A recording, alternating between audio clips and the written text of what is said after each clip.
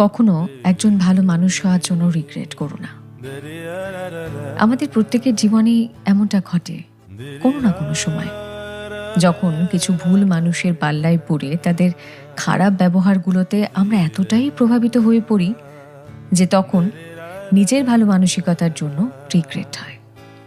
তখন মনে হয় ঈশ্বর আমাকে এতটা সহজ সরল মনের না বানালে পারতেন, যে মন মানুষ চিনতে জানে না, যে মন একটু ভালোবাসা পেলেই গলে যায়, এখন সেই ভালোবাসা মিথ্যেই হোক না কেন, যে মন সবার সঙ্গে ভালো ব্যবহার করতে জানে, যে মন মানুষ বিচার না করে তাকে বিশ্বাস করতে জানে।